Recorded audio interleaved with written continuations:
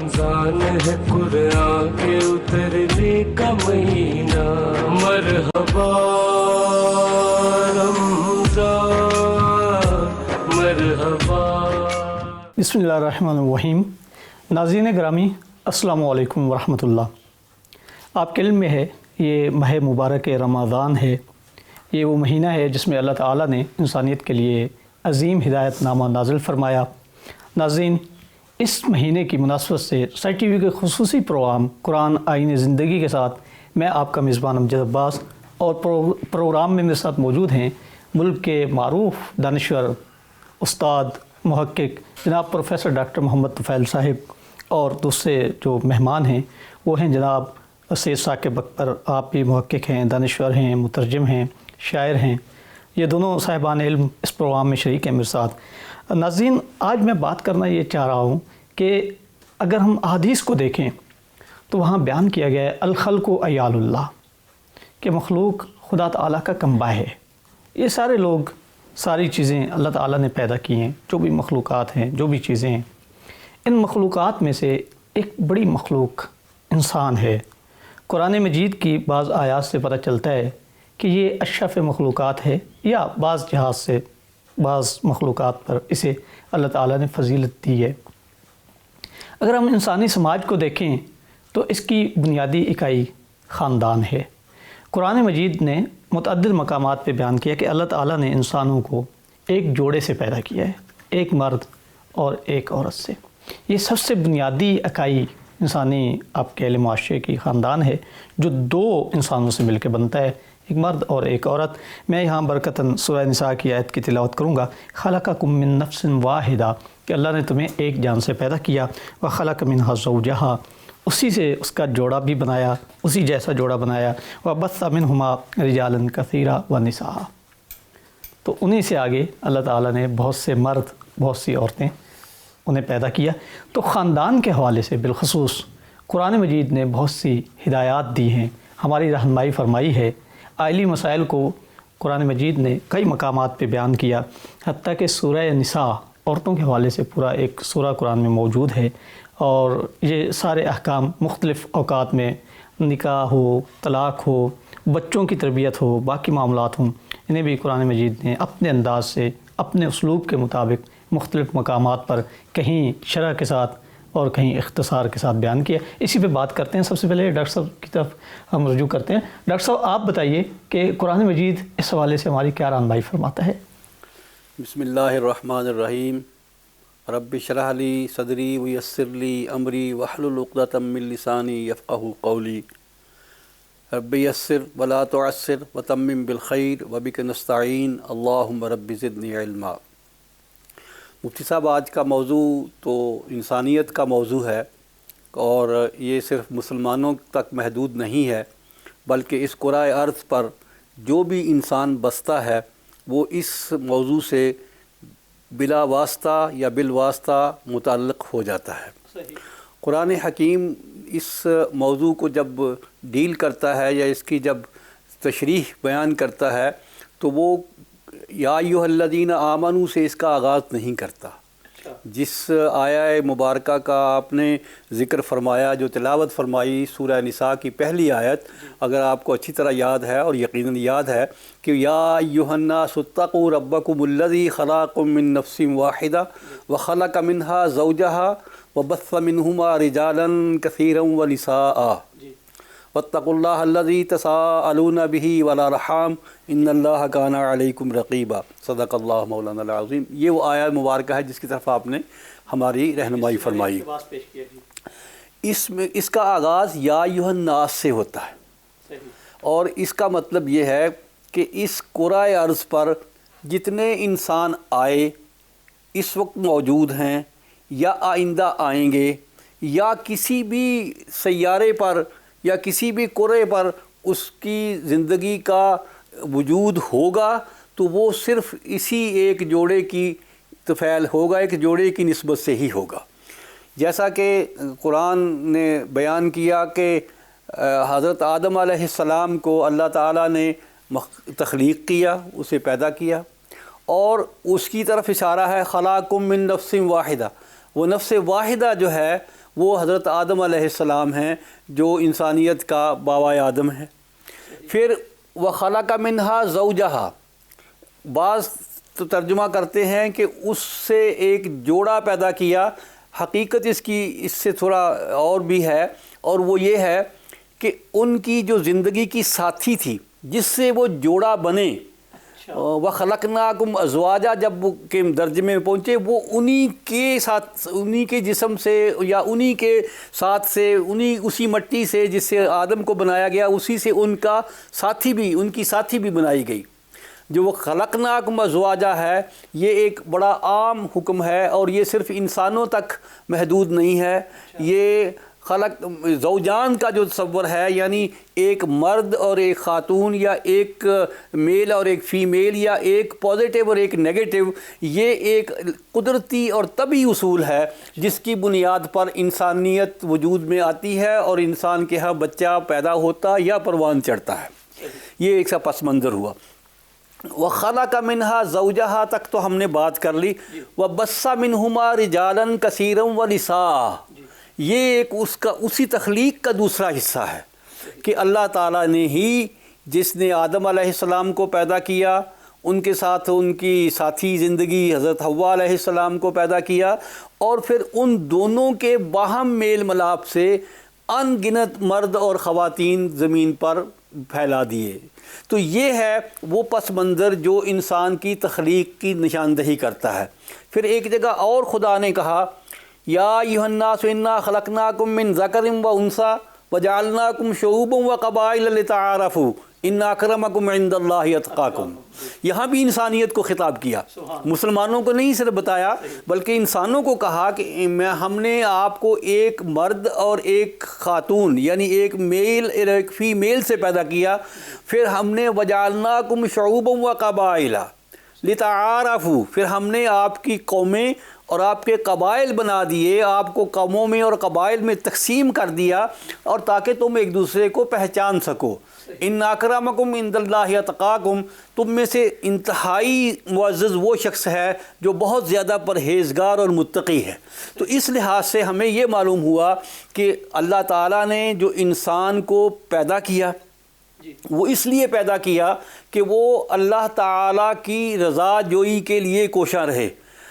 الذی خلق الموت والحیات لیبلوکم ایکم احسن عملا، اللہ تعالیٰ نے زندگی اور موت کو تخلیق کیا تاکہ لیبلوکم ایکم احسن عملا، کہ اللہ کی پیمائش میں، اللہ کے پیمانے میں تم میں سے سب سے اچھا عمل کرنے والا کون ہے۔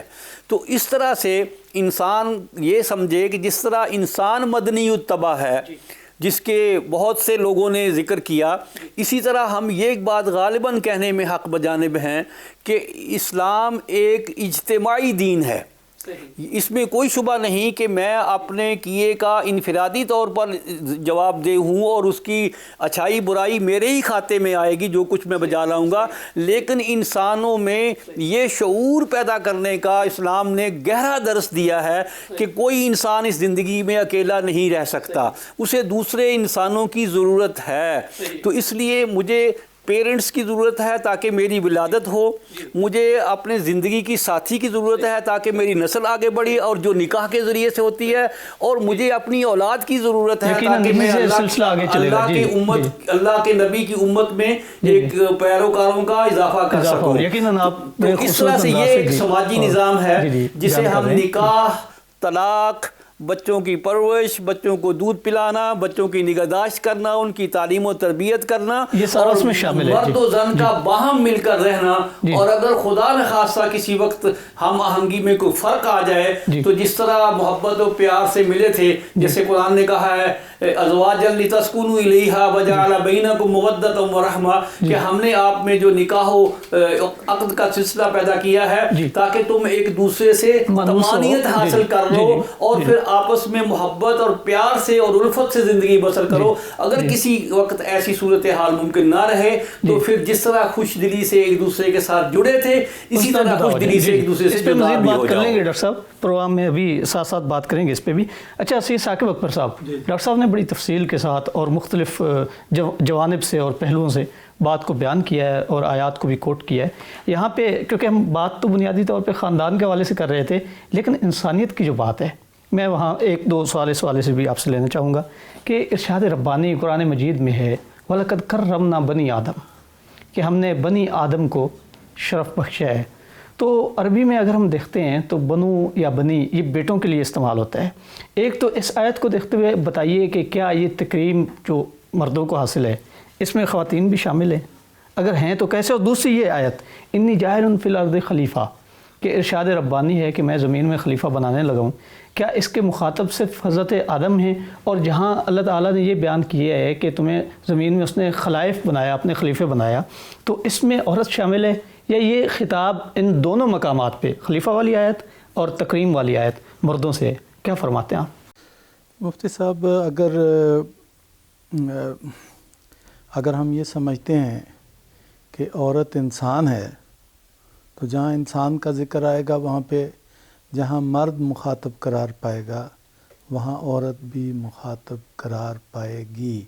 اچھا، ہاں یہ تو اہم بات ہے. ایک کلی بات ہے. اگر عورت کو مقام انسانی، وہ بھی ایک بشر ہے، وہ بھی ایک انڈیویجولی بھی ایک انسان ہے، تو پھر میرا خیال ہے بہت ساری آیتوں کو ہمیں بالکل کلیئر کٹ جو ہے وہ سمجھ لینا چاہیے کہ بنی آدم کہا جائے یا بنو آدم، اس میں عورت اور مرد دونوں آتے ہیں. لیکن اللہ تعالیٰ نے دیکھیں کسی بھی چیز کا متعین کرنا، اس کا معنی جو ہے ایک جملے سے یا ایک آیت سے آپ نہیں کر سکتے. قرآن حکیم میں 6000 سے زیادہ آیتیں موجود ہیں، اس میں عورت اور مرد اور انسان کے حوالے سے بہت کچھ بیان کیا گیا ہے. اس میں مومنین کا ذکر ہے، اس میں مومنات کا ذکر ہے، مسلمین کا ذکر ہے، مسلمات کا ذکر ہے، روزے دار مردوں کا ذکر ہے، روزے دار عورتوں کا ذکر ہے، اہل تقویٰ کا ذکر ہے، مردوں کا بھی ذکر ہے، عورتوں کا بھی ذکر ہے.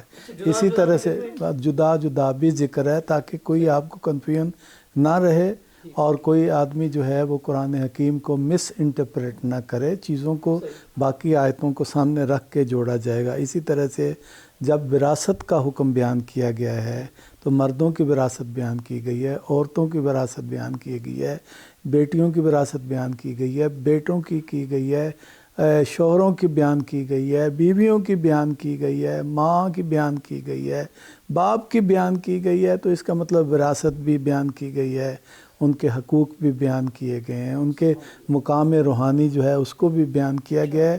لہذا جب سب کچھ قرآن حکیم میں واضح طور پر بیان کر دیا گیا ہے تو اسی طرح سے آپ یہ دیکھیں کہ جب حضرت ابراہیم علیہ السلام کے پاس فرشتے آئے تو ان کو، ان کی بیوی کو، سب کو فرشتوں نے ملا کے اہل البیت کہا ہے. گھر عورت اور مرد سے مل کے جو ہے وہ تشکیل پاتا ہے. تو یہ نہیں ہو سکتا، نہ مرد اکیلا یعنی کامل ہے سوسائٹی کا نمائندہ اور نہ عورت اکیلی ہے سوسائٹی کی نمائندہ مل کے. لیکن اگر آپ کہیں کہ وزیر اعظم بنانا ہے تو پھر ایک ہی بنانا پڑے گا، ساتھ اس کی یعنی عورت کو بطور بیوی کو سٹپنی نہیں رکھ سکتے آپ. ایک منصب ہے، ایک شعبہ ہے، ایک مطلب ہے ایک مقام ہے، تو جو جس کے لیے وہی اس کو دینا پڑے گا. اس میں کوئی شک نہیں ہے کہ جسمانی طور پر خلقت کے اعتبار سے مرد میں بعض خصوصیات ہیں اور عورت میں بعض خصوصیات ہیں. انسان ہونے کے لحاظ سے دونوں مساوی ہیں، لیکن ان خصوصیات کے لحاظ سے یا امتیازات کے لحاظ سے الگ ہے. اگر مرد جو ہے وہ 1.5 من وزن یا 2 من وزن اٹھا سکتا ہے، وہ کہے کہ بھئی ہم دونوں پارٹنر ہیں، عورت سے کہے کہ تم بھی اتنا وزن اٹھاؤ، تو پھر یہ نہیں ہو سکتا. عورت 2 سال بچے کو دودھ پلاتی ہے، مرد نہیں پلا سکتا. لہذا مرد کی کوئی ذمہ داریاں، عورت ذمہ داریاں دونوں کی جدا جدا ہیں، دونوں کی خلقت میں بھی فرق ہے. دونوں کی یہی انہی صورتحال کے مطابق آپ دیکھیں اس کے اندر رقت قلبی زیادہ ہے کیونکہ اس نے بچے کی پرورش کرنی ہے. اس لحاظ سے پروردگار نے اس کی روحانی، اس کی روحی اور اس کی جو نفسیاتی کیفیات ہیں وہ بنائی ہوئی ہے. وہ بڑا حکیم ہے، اس نے انسانی سوسائٹی کو آگے بڑھانا ہے. اس کو وہ جانتا ہے کہ اس کی کوکھ سے بچے نے جنم لینا ہے. یہ اگر اس کے اندر نہ ہو تو جس طرح سے قربانی اور اثار دے کے ماں پالتی ہے بچے کو، آپ سوچیں تو صحیح نا. مرد اور طرح کی مشکلات سوسائٹی سے اٹھاتا ہے اور بوجھ جو ہے وہ اٹھاتا ہے، اور عورت اور طرح سے اٹھاتی ہے، لیکن انسان ہونے کے لحاظ سے وہ عبادت کرے گی زیادہ تو وہ زیادہ مقبول ہوگی، یہ زیادہ عبادت کرے گا تو زیادہ. یعنی انسانیت میں دونوں برابر ہیں، ذمہ داریاں دونوں کی جس طرح ان کی ظاہری جسمانی ساخت جدا جدا ہے، ان کی ذمہ داریاں بھی جدا جدا ہیں. ناظرین، اس پہ ہم مزید بات کریں گے، ٹاپک بڑا اہم ہے اور بڑے اس میں سوالات ہیں، قرآن مجید کی آیات ہیں اس حوالے سے جنہیں ہم سامنے رکھیں گے اور تفصیل سے بات کریں گے. ابھی ہم ایک بریک لیتے ہیں، آپ ہمارا پروگرام دیکھتے رہیے گا. رمضان ہے قرآن کے اترنے کا مہینہ، مرحبا رمضان مرحبا. رمضان ہے قرآن کے اترنے کا مہینہ، مرحبا رمضان مرحبا. خوش آمدید ناظرین. اچھا، بریک سے پہلے سید ثاقب اکبر صاحب بیان کر رہے تھے کہ مرد اور عورت انسانیت کے لحاظ سے انسان ہونے کے ناطے برابر ہیں. اچھا، دونوں کی ذمہ داریاں الگ الگ ہیں. مزید اسی پہ بات کرتے ہیں ڈاکٹر صاحب سے. ڈاکٹر صاحب، آپ کیا فرماتے ہیں کہ عورت اور مرد انسان ہونے کے لحاظ سے برابر ہیں، اور امتیازات ہیں تو وہ کہاں ہیں اور کس نوعیت کے ہیں؟ بہت شکریہ مفتی امجد صاحب. میں ثاقب صاحب کی اس بات کو جو انہوں نے ابھی ختم کی آگے بڑھاتے ہوئے یہ بات کہنا چاہوں گا کہ قرآن حکیم میں جو آیات مبارکہ ہیں، یا خاص طور سے وہ آیات جن میں انسانوں کو خطاب کیا گیا ہے، ان میں مردوں کے صیغے غالب ہیں. یا ایھا الذین آمنوا، آمنوا جو ہے یہ واحد مذکر جمع کا صیغہ ہے، اور اس میں خواتین کا لفظ بظاہر شامل نظر نہیں آتا.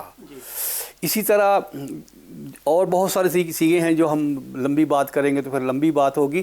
تو عام طور پر اسلامی احکام کا جو اسلوب ہے وہ یہ ہے کہ وہ مردوں کو خطاب کرتا ہے، لیکن تمام مسالک، دینی مذاہب اور دینی شعور رکھنے والے انسانوں کا یہ متفقہ فیصلہ ہے کہ جن صیغوں میں مرد کو خطاب کیا گیا ہے ان میں خاتون شامل ہے.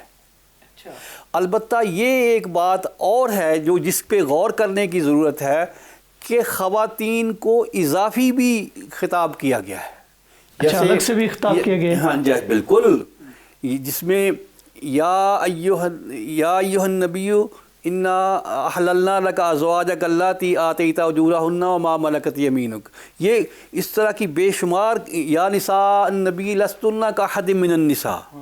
تو یہ ایسی چیز نہیں ہے کہ صرف مردوں کو ہی خطاب کیا گیا ہے، خواتین کو بھی خطاب کیا گیا ہے.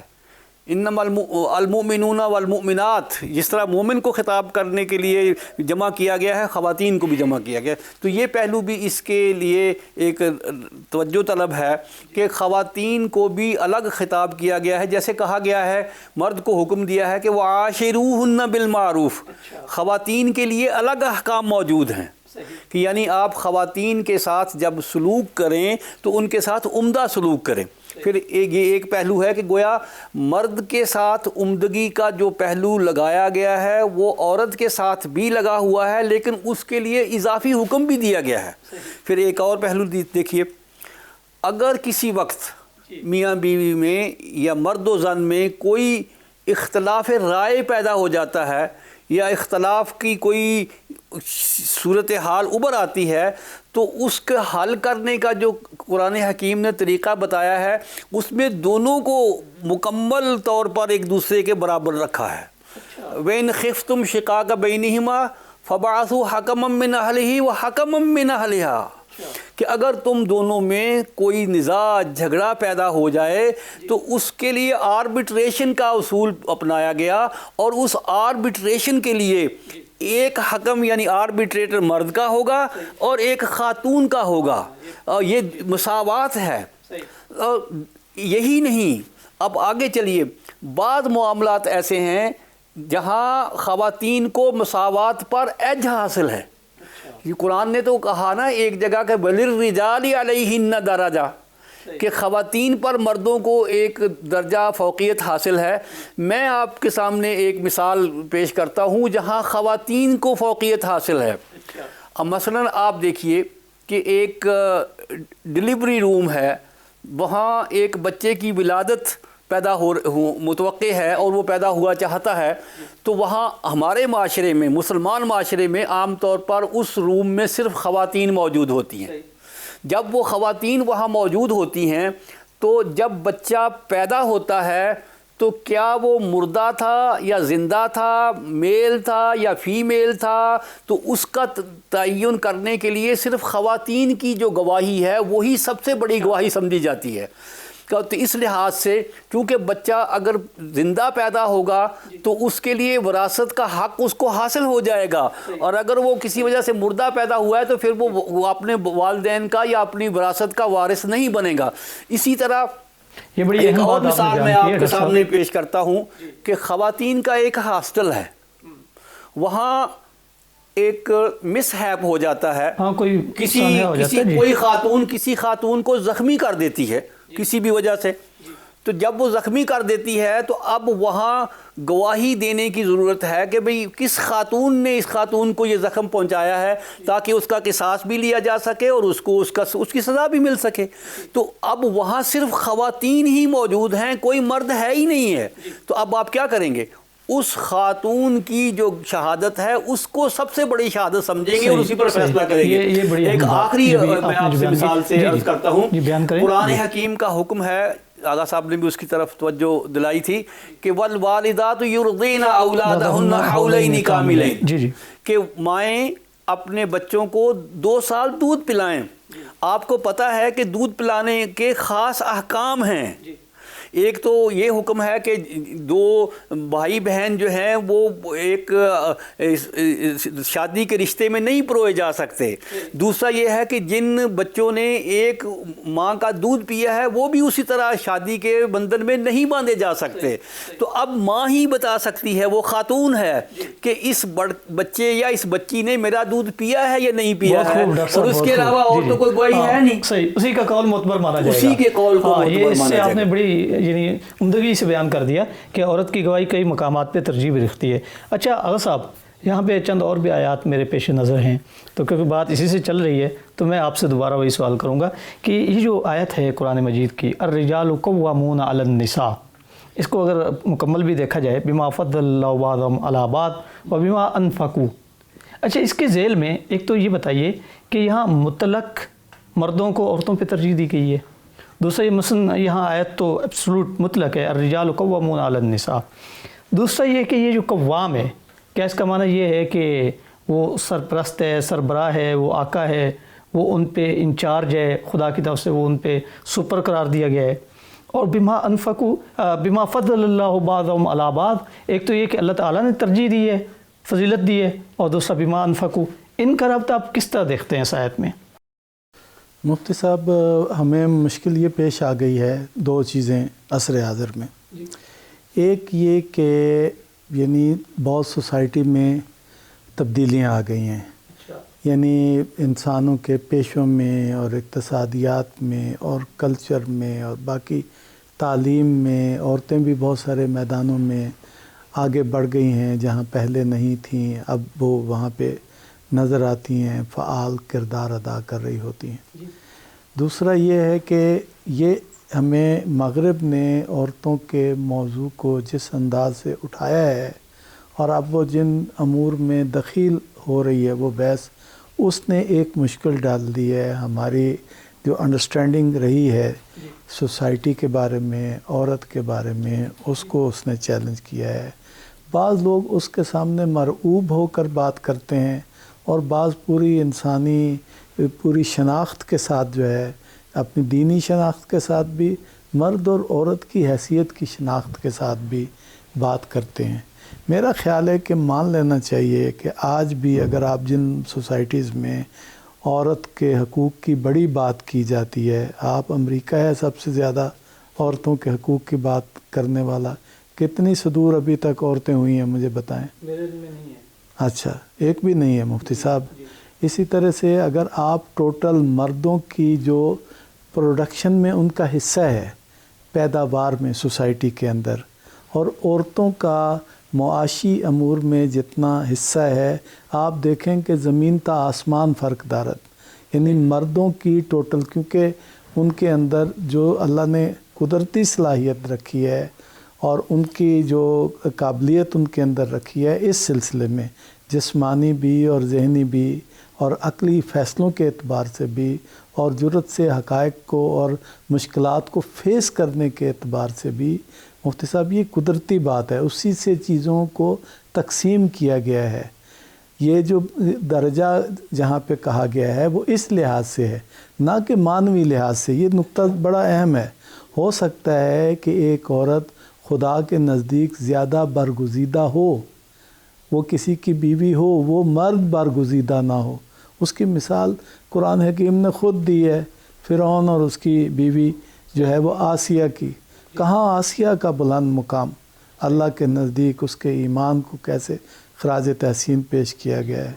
نبی پاک نے فرمایا کہ آسیہ ان کی زوجیت میں جنت میں ہوگی، اتنے بلند مقام پر وہ جا پہنچے گی۔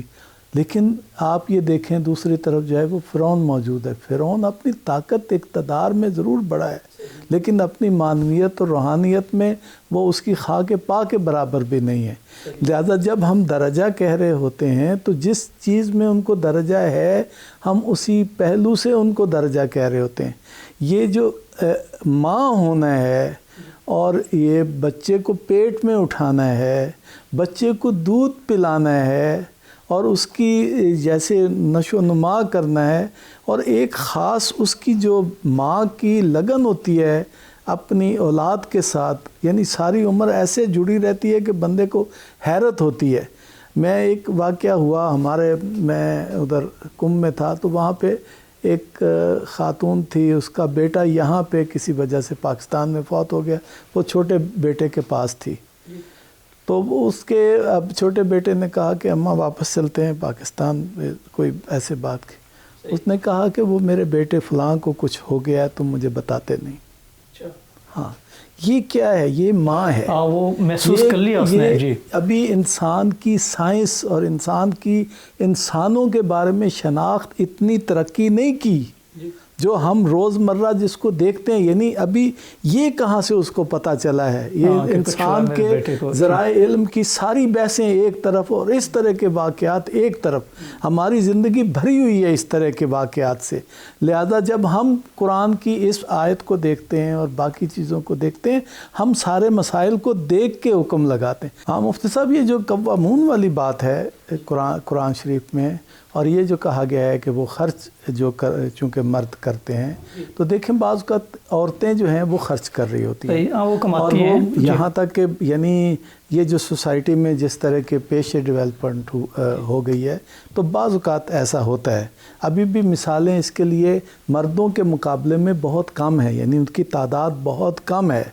لیکن یہ کہ اگر اس طرح سے ہو اور عورت مالی لحاظ سے جو ہے وہ خود مختار ہو جائے، کہ ظاہر ہے کہ صورتحال بعض مقامات پہ تبدیل ہو جائے گی اور اس لحاظ سے قوانین میں بھی تبدیلی آئے گی۔ سماج میں تبدیلی کی وجہ سے ہم اجتہاد کے مکتب سے تعلق رکھتے ہیں جی، اور یہ عورت اور مرد کی اپنی شناخت اپنی جگہ پر، لیکن نئے حقائق کے مطابق ہم نئے اس کو قبول بھی کرتے ہیں اور اس کے مطابق ہم قانون سازی پر بھی یقین رکھتے ہیں۔ میں یہ کہنا چاہ رہا ہوں کہ جس طرح مرد اللہ کی مخلوق ہے، اسی طرح خاتون بھی اللہ کی مخلوق ہے۔ جس طرح مرد کے حقوق و فرائض ہیں، اسی طرح خاتون کے بھی حقوق و فرائض ہیں۔ اپنے دائرے میں مرد خود مختار ہے اور اپنے دائرے میں خاتون اپنے کیے کی خود ذمہ دار ہے۔ تو اس لیے جو وہ حکم ہے وَلَا تَزِرُ وَازِرَةٌ وِزْرَ أُخْرَى، نہ مرد خاتون کے کسی نیکی کا صلہ لے سکتا ہے، نہ خاتون کو کسی مرد کی برائی کا مورد الزام ٹھہرایا جا سکتا ہے۔ یہ دونوں الگ الگ ہیں۔ اسی طرح جو مرد کام کرتا ہے وہ اپنے دائرے کا کام کرتا ہے، جو خاتون کام کرتی ہے وہ اپنے دائرے کا کام کرتی ہے۔ اب جو آپ بات کر رہے ہیں کہ الرجال قوامون علی النساء، یا وہ دوسری آیت جو ہے سورہ بقرہ کی وَلِلرِّجَالِ عَلَيْهِنَّ دَرَجَةٌ، تو میں اس کو آج کی زبان میں یوں تعبیر کرتا ہوں کہ آپ کے سامنے بجلی جل رہی ہے، اس کے دو پہلو ہیں۔ ایک نیگیٹو ہے ایک پازیٹیو ہے. جب یہ دونوں ملتے ہیں تو بجلی روشن ہوتی ہے. اگر ان دونوں میں سے ایک کو آپ جو مرضی کرتے رہیں کچھ نہیں ہوگا, دوسرے کو جو مرضی کرتے رہیں کچھ نہیں ہوگا, تو کچھ روشنی آپ کو نہیں ملے گی, آپ کا کمپریسر نہیں چلے گا, آپ کی مشین نہیں چلے گی, آپ کا کچھ بھی کام نہیں چلے گا. اور یہ بات بھی آپ ابھی تک مسلمات میں سے ہے کہ جو پازیٹیو سائیڈ ہے وہ نیگیٹو سے برتر ہے, بہتر ہے, تفوق ہے اس کو. اور جب اس لیے اب کوئی بھی خواتین کا آپ معاشرہ آباد کر کے دیکھ لیں, ان میں نہ توالد ہوگا, نہ تناسل ہوگا, نہ نسل آگے بڑھے گی, کچھ بھی نہیں ہوگا.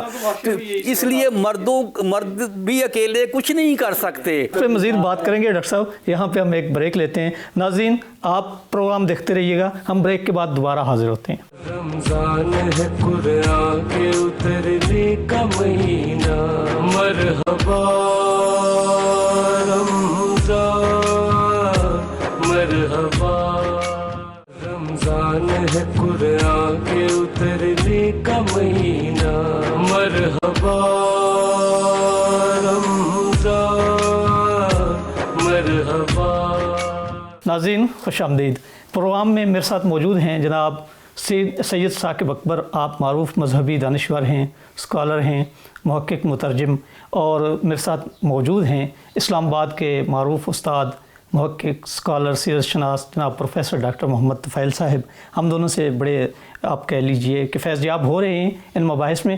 سید ثاقب اکبر صاحب, آپ نے آیت کی زبردست انداز سے توجیہ کی, آپ نے تاویل پیش کی, تفسیر کی. ایک نقطہ جو ابھی تک میں جاننا چاہ رہا ہوں آپ سے, وہ قوامون والی بات, کہ یہاں قوامیت آپ کس معنی میں لے رہے ہیں. ڈاکٹر صاحب نے بیان کیا لیکن مجھے وقفہ لینا پڑا, اس لیے میں پہلے آپ سے یہ معلوم کروں گا. مفتی صاحب ایک تو یہ کہ جتنے آپ القابات ہمارے ساتھ میرے ساتھ لگاتے ہیں نا, میں واضح کر دوں کہ میں ایک طالب علم ناچیز اتنی تو میری ثوابدید ہونی چاہیے نا جی. تو باقی پروفیسر صاحب تو ان سے بھی چھوٹا طالب علم تو مجھے اتنا حق دیتے ہیں آپ دونوں صاحبان. تو باقی مفتی صاحب یہ جو اپنا چونکہ پوری آیت جو ہے نا وہ آگے انفاق کا بھی ذکر موجود ہے, تو لہٰذا وہاں پہ جب آپ اس کو لے جائیں گے معاشرے کے اندر جب ایسی صورتحال بعض اوقات پیدا ہو جاتی. دیکھیں ویسے تو جو قیام ہے نا یعنی معاشرے کا, اور معاشرے کے اندر جو ایک فیملی کے یونٹ کا, اس کو آخر کار آپ کو کوئی فیصلہ کرنا ہے. ایک تو یہ ہمیں بالکل واضح ہو جانا چاہیے کہ اس کے باوجود کہ مرد بھی جواب دہ ہے اپنی قوت ارادی, اختیار اور علم کے ساتھ اللہ کی بارگاہ میں بھی, اسی طرح سے عورت بھی جتنا اس کو اختیار دیا گیا ہے, جتنا اس کا علم ہے, جتنی اس کی طاقت ہے, اس کے اعتبار سے, اور دونوں ایک دوسرے کا وزن نہیں اٹھائیں گے, اپنا وزن خود اٹھائیں گے. اور جتنا کسی نے خدا کو راضی کیا ہے اتنا ہی اس سے فیضیاب اللہ اس کو کرے گا پروردگار, اور اگر اس نے ناراض کیا ہے تو وہ خود ذمہ دار ہے, چاہے ہو عورت اور چاہے ہو مرد. یہاں تک تو مسئلہ بالکل کلیئر ہے. اب آ گئی بات اس پہ کہ دیکھیں ہماری جس کو اسلامک سوسائٹی کا جو تصور ہے, بلکہ انبیاء کا سب کا جو سوسائٹی کا تصور ہے وہ ایک یونٹ سو ہمارے ہاں سوسائٹی کا جس کو کہتے ہیں سوشل اینیمل ہے.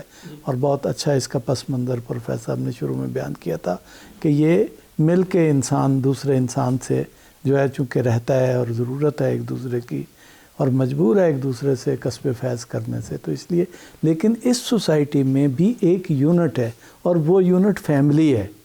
یعنی وہ نہ عورت ہے اور نہ وہ مرد ہے. اس کو ہمیشہ یاد رکھنا چاہیے. میں تو کہتا ہوں کہ ہمارے کانسٹیٹیوشن میں بھی اس کو شامل کیا جانا چاہیے کہ ہماری سوسائٹی کی بنیاد اور یونٹ جو ہے وہ فیملی ہے, اور فیملی وجود میں آتی ہے مرد اور عورت کے آپس میں ملنے سے. اب جب یہ فیملی وجود میں آ جاتی ہے تو آپ کو کچھ جب ایک طرف ایک عورت ہے اور ایک طرف مرد ہے, کچھ ذمہ داریاں اس پہ آ جاتی ہیں, کوئی ذمہ داریاں اس پہ آ جاتی ہیں. اب اس کو ملا کے چلانا ہے. کہتے ہیں کہ جب شادی ہوئی حضرت علی کی حضرت فاطمہ سے, تو نبی پاک اگلے دن تشریف لائے اور دونوں کو بلایا, اور دونوں سے مل کے یہ کہا کہ آج سے علی اس دہلیز سے باہر کی ذمہ داریاں تمہاری ہیں, اور فاطمہ سے کہا بیٹی اس دہلیز سے اندر کی ذمہ داریاں تمہاری ہیں. ذمہ داریاں بھی بتا دیں اور اختیارات بھی بتا دیے. یعنی کچھ اختیارات ان کے ہیں، کچھ اختیارات ان کے ہیں، کچھ ذمہ داریاں ان کی ہیں. اب یہ نوعیت ہے اس دور کی، چلیں آپ یہ کہہ سکتے ہیں سوسائٹی میں پوچھنا چاہ رہا تھا جی. اچھا اس دور میں یوں تھا، لیکن میں کہتا ہوں حضرت خدیجہ الکبریٰ کے بارے میں کیا کہیں گے. جب تک وہ نبی پاک کے سے ان کی شادی نہیں ہوئی تھی تو ان کی زندگی کچھ اور طرح کی تھی. جب آپ جیسا شوہر جو ہے وہ ان کی زندگی میں آیا تو ان کی زندگی بالکل سبمسو اور فرما بردار. اس سے پہلے کہ آپ نبوت کا اعلان کرتے، آپ اس سے پہلے ہی سب کچھ آپ کو جو ہے وہ دے چکی تھیں اور آپ کی سرداری اور آقائی آپ نے تسلیم کر لی تھی.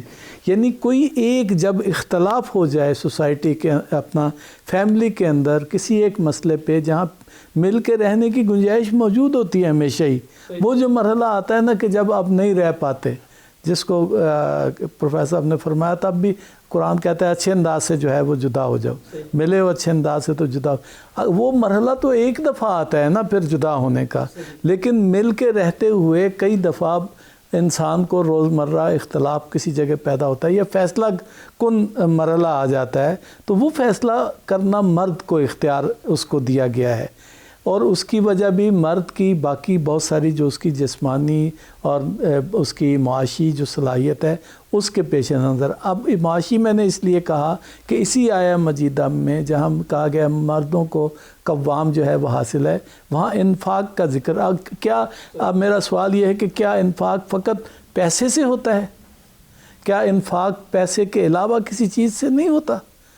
انسان کی باقی بھی بہت سارے امور ایسے ہیں کہ جو انسان کو اللہ نے بخشی ہیں، علم اس کو بخشا ہے، اس کو اور بہت ساری خصوصیات بخشی ہیں جس سے وہ دوسرے انسانوں کو فیضیاب کر سکتا ہے. عورت بھی کر سکتی ہے باقی انسانیت کو فیضیاب، مرد بھی کر سکتا ہے. لیکن جہاں تک پیسے کا معاملہ آ جائے، اگر عورت خود مختار ہے تو اس کو اپنے پیسے پر اختیار حاصل ہے، مرد زبردستی نہیں کر سکتا اس پر.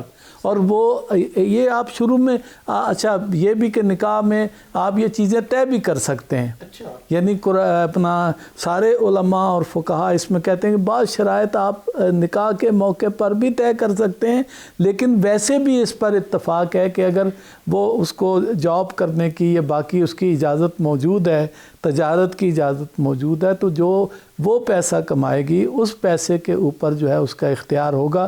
لیکن اس کے لیے اس کو مرد کے ساتھ طے کرنا پڑے گا. اس لیے امانگی کرنا ہوگی اسے، لیکن پیسہ اس کا اپنا ہوگا، پیسہ اس کا اپنا ہوگا اور اس پیسے پر اختیار بھی اس کا اپنا ہوگا. یہ ناظرین کو اس پہ توجہ دینا چاہیے. روٹین میں یہ ہے کہ وہ نان نفقہ اس کا مرد کے ذمہ ہے اور اس کو دینا چاہیے. میں تو کہتا ہوں کہ وہ کماتی ہے تب بھی مرد کو اس کا نان نفقہ جو ہے وہ دینا چاہیے، تبھی وہ قوام ہے. ہاں تب بھی اس کو جو ہے وہ اس خرچ کرنے کی وجہ سے فیصلہ بھی وہی کرتا ہے. ہاں اگر خرچ نہیں کرے گا فیصلہ بھی نہیں کرے گا. اچھا ڈاکٹر صاحب بہت بڑا ایک پہلو آپ نے بیان فرمایا، میں اس میں ایک دو چھوٹے چھوٹے نقطے ایڈ کرنا چاہتا ہوں. صحیح، میرا بھی سوال ہے، آپ بیان کریں پھر میں آپ سے سوال لیتا ہوں. نہیں پہلے آپ بیان کریں اس کے بعد میں سوال کرتا ہوں. جہاں تک ملکیت کا تصور ہے وہ مرد و زن کا برابر ہے. للرجال نصیب مما اکتسبوا وللنساء نصیب مما اکتسبن. جو مردوں نے کمایا وہ اس کا ہے، ان کا ہے، جو خواتین نے کمایا وہ ان کا ہے. اس میں کوئی ایسا فرق نہیں ہے. پھر یہ بھی ہے قرآن نے کہا کہ جو وراثت ہے، یعنی دینی احکام کی بات میں کرنا چاہ رہا ہوں، اس وراثت میں مرد بھی اپنی وراثت تقسیم کرے گا، خاتون بھی اپنی وراثت تقسیم کرے گی. میں ایک اور بات وہ یہ اس سے آگے بھی کہنا چاہ رہا ہوں، یہ تو ایک برابری کی بات ہوئی.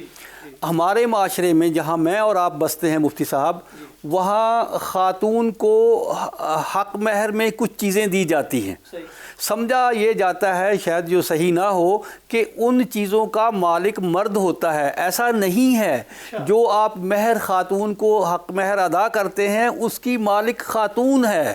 وہ اپنی مرضی کے مطابق اسے خرچ کر سکتی ہے، اسے کسی کو دے سکتی ہے اور اس سے استفادہ کر سکتی ہے.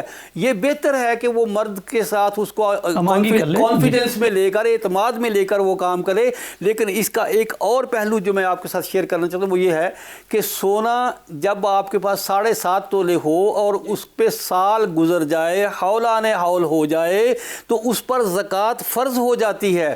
وہ زکوٰۃ خاتون نے ادا کرنی ہے۔ اگر کوئی جو خاتون اگر وہ زکوٰۃ ادا نہیں ہوگی تو مرد اس کے لیے جواب دہ نہیں ہے۔ اگرچہ وہ خاتون ممکن ہے کہ مرد سے ہی پیسے لے کر وہ زکوٰۃ ادا کرے، لیکن اس کی جواب دہ وہ عورت ہوگی۔